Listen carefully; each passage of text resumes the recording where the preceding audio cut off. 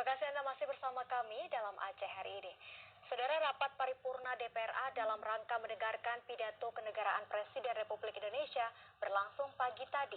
Rapat paripurna diadakan sebagai rangkaian peringatan Hari Ulang Tahun ke-75 kemerdekaan Republik Indonesia dan 15 tahun perdamaian Aceh. Pada momentum kedua peristiwa penting ini, Wakil Ketua DPR Aceh, Safarudin, mengajak kita semua untuk menempatkan Agustus sebagai bulan penuh sejarah dalam menggapai Indonesia maju dan Aceh hebat. Di masa pandemi COVID-19, tentunya ini adalah momentum untuk menyatu padukan langkah mereposisi strategi yang perlu dibangkitkan. Ini memastikan rencana aksi Aceh hebat untuk Indonesia maju sampai dengan tataran masyarakat terbawah. Safarudin berharap setelah ini mari kita bersama bersyukur bagaimana masyarakat mempertahankan perdamaian Aceh, dan ini tidak bisa dijaga dan dirawat oleh sebagian masyarakat saja. Tapi harus ada sinergi antara pemerintah Aceh, negara, dan seluruh pihak yang mampu menjadikan masyarakat Aceh lebih sejahtera.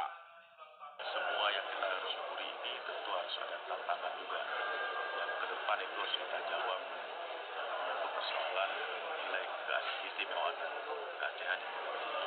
Pertama sekali karena kita menuntaskan konflik regulasi dan sampai sejauh ini kan masih juga ada pertentangan pihak kita Aceh dan ada beberapa persen terutama konflik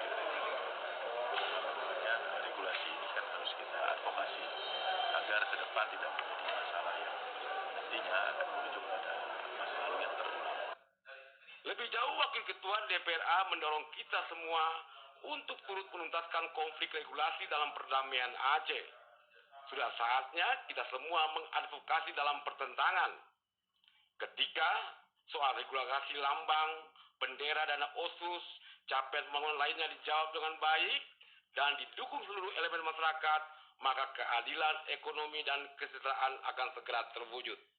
Tim Liputan TVRI melaporkan.